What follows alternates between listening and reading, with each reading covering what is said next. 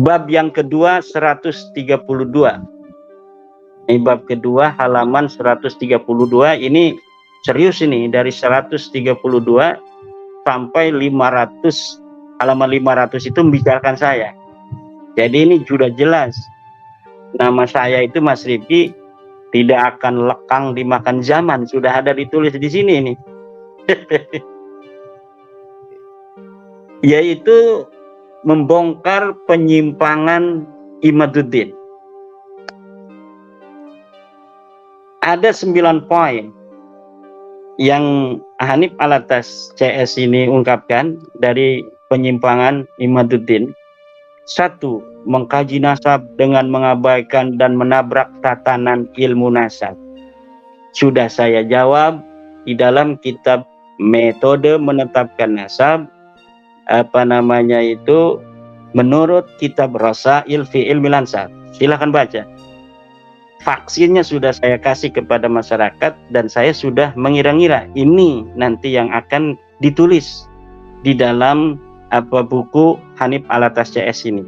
Dan itu sudah dijawab. Bagaimana cara ahli nasab di dalam menetapkan nasab?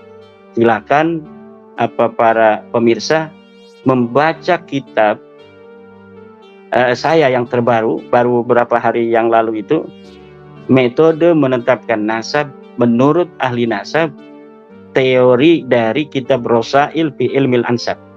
Di situ sudah ada teori-teori 7 jalan metode untuk menetapkan nasab. Semuanya tidak bisa menetapkan nasab balawi. Silahkan dibaca dan nanti kita bisa diskusikan kalau ada yang tidak setuju itu ya. Tetapi saya yakin karena dengan bahasa yang sederhana saya bikin itu siapa saja akan bisa memahaminya. Kemudian menentang, mengabaikan dan merendahkan pengakuan para ulama muktabar terhadap keabsahan nasab balawi. Menentang, mengabaikan, jadi saya ini dianggap menentang, mengabaikan dan merendahkan pengakuan para ulama muktabar terhadap keabsahan nasab balawi. Ya, ini ngadu domba saya dengan para ulama. Dalam dunia ilmiah itu siapa orangnya, tapi mana dalilnya. Jadi tidak dilihat dari siapa, tetapi dilihat dari dalilnya mana. Di dalam kitab Muqaddimat ini Mas Rifki dikatakan, man ladaihi hujjatun yuqaddamu ala man laisa ladaihi hujjah. Orang yang punya dalil harus didahulukan daripada orang yang tidak punya dalil. Jadi bukan siapa. Imaduddin tidak muktabar sekarang. Tapi nanti 100 tahun lagi mungkin ada yang nulis keramat-keramat saya kan. Zaman hidupnya Syekh Nawawi apa disangka nggak ada yang benci sama Syekh Nawawi? Pada zaman hidupnya Ahmad bin Hambal apa disangka Imam Ahmad bin Hambal tidak yang benci? Pada saatnya Imam Syafi'i apa disangka Imam Syafi'i tidak ada yang benci? Sama seperti sekarang ini manusia-manusia itu di dalam bagaimana mereka bermuamalah sama, ada yang mendukung, ada yang tidak mendukung, ada yang mencaci, ada yang memuji dan lain sebagainya. Tapi ketika sudah meninggal dunia, para ulama itu ketika ulama masa kemudian tidak ada lagi muzahamah di dalam dirinya dengan ulama yang sudah meninggal itu. Makanya semuanya berpegang teguh mengagungkan ulama yang sudah tiada. Mbah Hasyim mengatakan, Mbah Hasyim pada masa Mbah Hasyim hidup belum tentu mereka akan ikut Mbah Hasyim. Buktinya Gus Dur aja dicaci maki kok.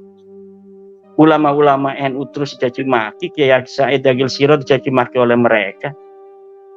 Kalau Kiai Said Agil Sirot sudah meninggal dunia, itu baru orang. Karena apa? Sudah tidak ada kepentingan dia dengan masyarakat yang berkaitan dengan Kiai Agil Sirot.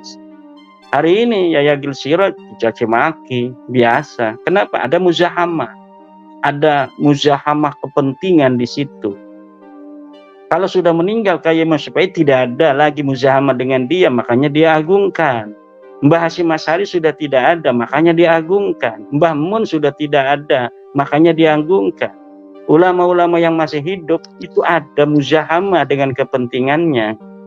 Makanya dia tidak mau untuk menghormati atau menerima ucapan ulama yang masih hidup. Menerima ucapan ulama yang masih hidup itu, kalau mereka menentang, itu mereka masih bisa untuk berdiskusi, beradu dalil. Kalau yang sudah tidak ada itu kan tidak bisa.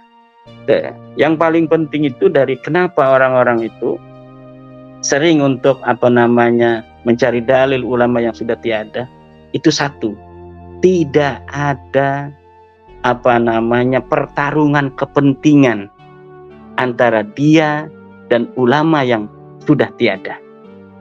Kalau dengan yang masih hidup ada pertarungan kepentingan. Makanya ketika dia berbeda pendapat dengan ulama yang masih hidup, yang dijadikan sandaran ulama yang sudah tiada. Itu yang sebenarnya terjadi. Jadi sekali lagi saya katakan tentang banyaknya ulama-ulama yang muktabar. Muktabar menurut siapa? Muktabar menurut Hanif Alatas. Murad Syukri, wah itu Murji'ah, itu Wahabi, itu tidak bisa untuk jadi kepegang. Kenapa? Karena mengganggu kepentingannya. Mukbil Al-Wada'i, kenapa tidak diterima? Oh, itu mengganggu kepentingan mereka karena tidak percaya Nasabalawi. Kadang-kadang mereka mengatakan ini hanya Imaduddin yang membatalkan Nasabalawi. Kadang-kadang ngambil Imaduddin itu nyontoh ulama-ulama Wahabi dan lain sebagainya. Jadi tidak konsisten. Kenapa? Karena ada kekalapan di situ. Karena ada udah apa aja pokoknya. Jadi suatu sisi dia hanya mencontoh dari ulama Wahabi. Kalau saat lainnya dia satu-satunya orang yang membatalkan Nasabalawi di dunia ini. Yang benar mana itu sebenarnya? Kita tidak boleh untuk mengatakan tentang suatu dalil dikaitkan dengan subjektivitas. Ini dalilnya ada. Balawi tidak disebutkan 650 tahun dalam kitab nasab, tidak disebutkan 550 tahun dalam kitab sejarah. Jawabannya mana? Tidak ada. Berusaha menjawab dengan kitab palsunya Mas Rumel, rontok, nggak bisa. Kemudian apalagi kan? Kemudian di dalam kitab Muqaddimah juga itu dikatakan wala yafuqul masyhura illa rif'atu, dan tidak bisa untuk mengalahkan kemasyhuran illa rif'atu kecuali kitab. Jadi kemasyhuran, syuhra istifadah, popularitas memang tidak ada yang bisa mengalahkan kecuali ar-rif'ah, kitab. Apabila kemasyhuran berbeda dengan kitab, maka kemasyhuran ini gugur. Kemudian kesesatan logika. Ada kesesatan logika Imaduddin. Kesesatan logika. Logika yang mana yang sesat itu? Kemudian ada memfitnah para ulama.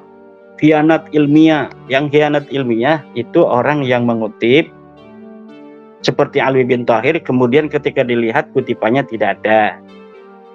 Kitab Ar-Raudul Jali katanya Syaraf Al-Ubaidili mengatakan Ahmad bin Isa hijrah dari Basrah ke kota Madinah atau sebaliknya.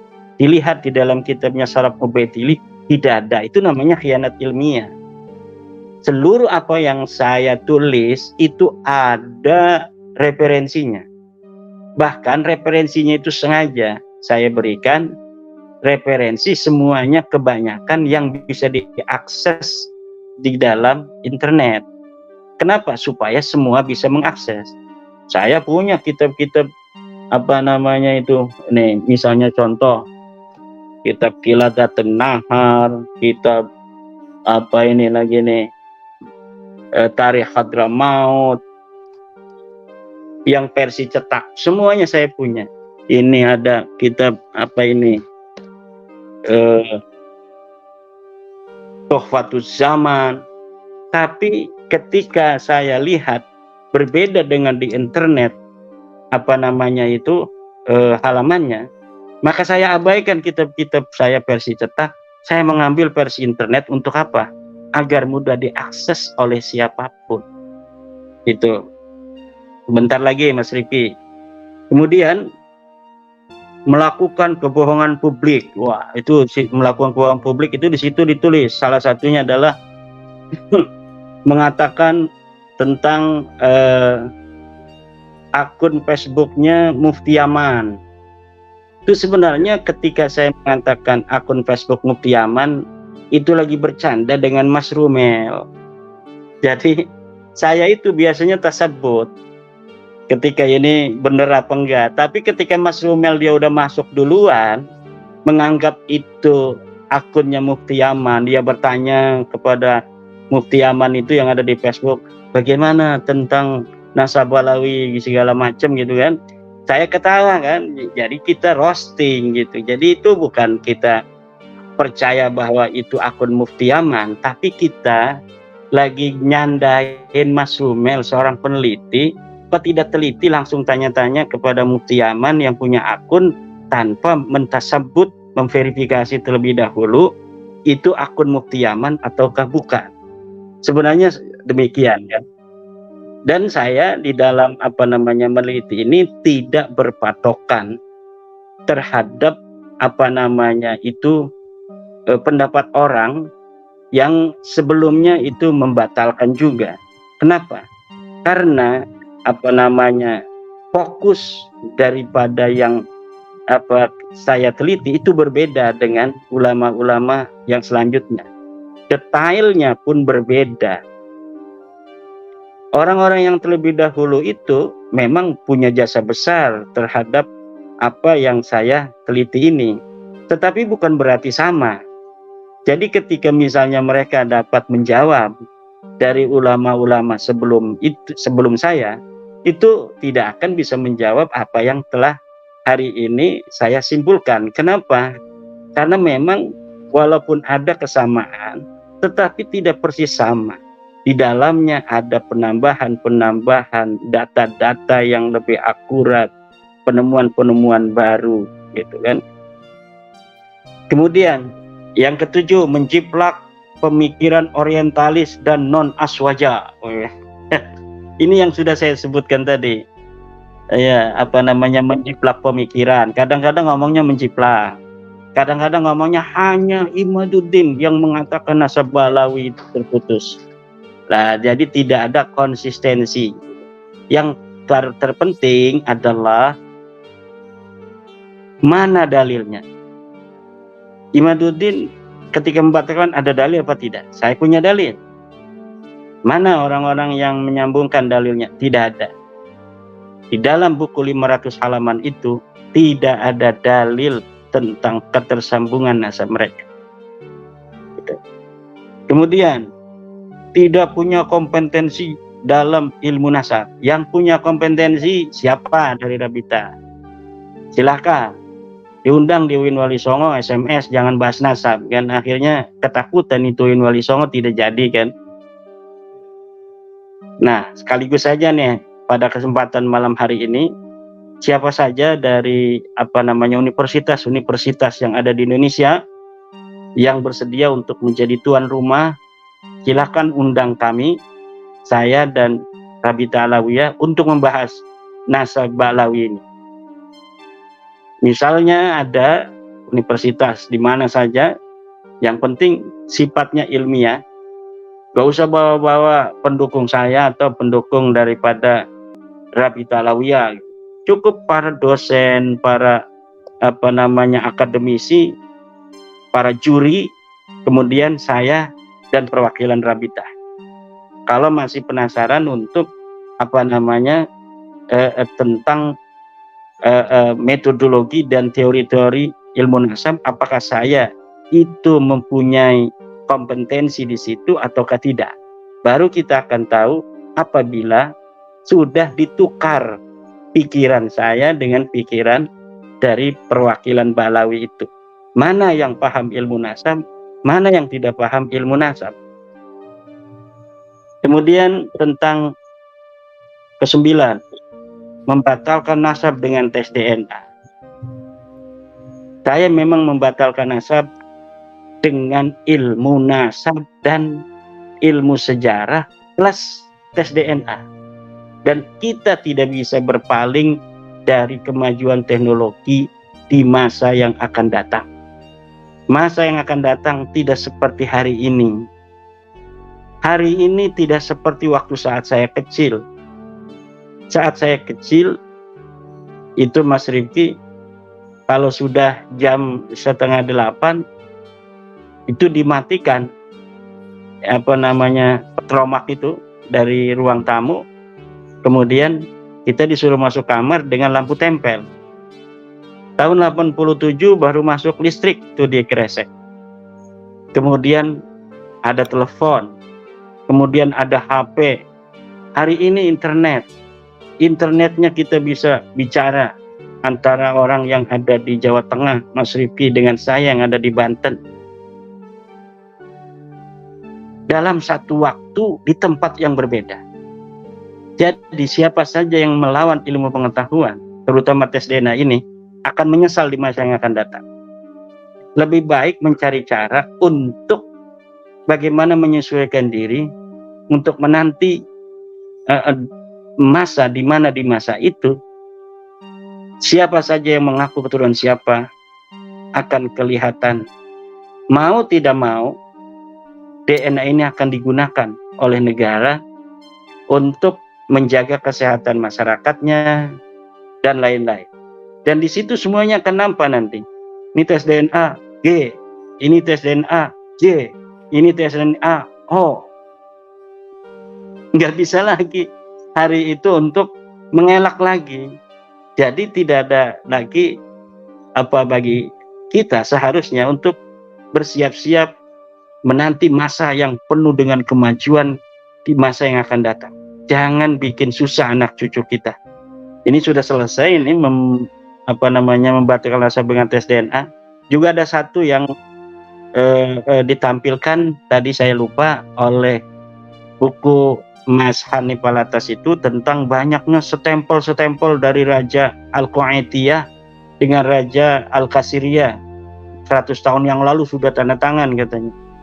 Begini, di dalam teori ilmu nasab nih, dalam kitab ilmu nasab yang ada di dalam Muqaddimat fi ilmin nasab, la ibrata bi kasrati tawaqi'i illam yakunin nasabu sahihan.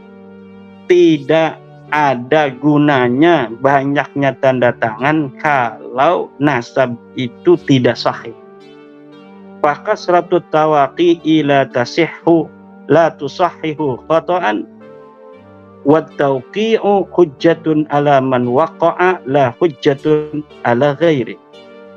Banyaknya tanda tangan itu tidak mensahihkan nasab yang salah, dan penandatanganan itu hanya hujah bagi orang yang tanda tangan, bukan hujah bagi orang yang tidak tanda tangan. Nasab Balawi itu 100 tahun yang lalu, 1900-an, itu ditanda tangan oleh Al-Kathiri, oleh marga Al-Kathiri. Nah, itu dijadikan dalil dalam buku itu tuh.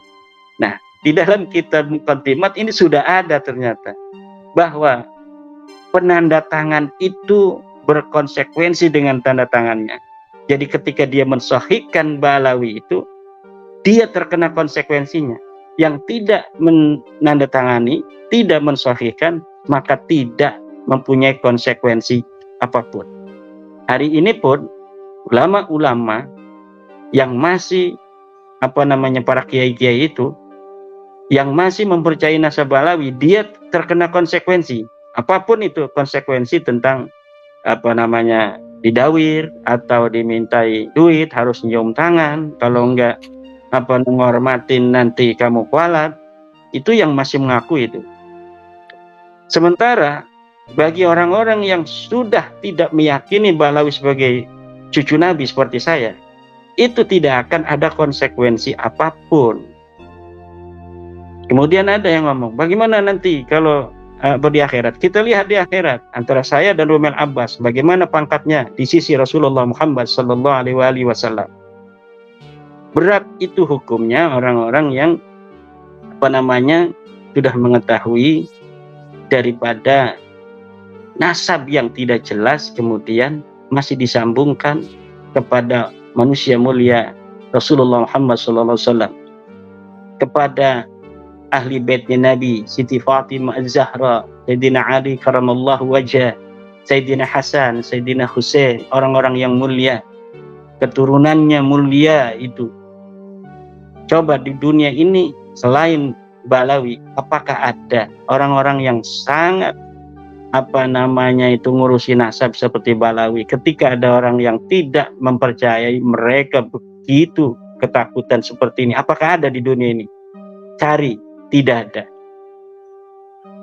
Demikian mungkin Mas Rifki yang bisa saya sampaikan.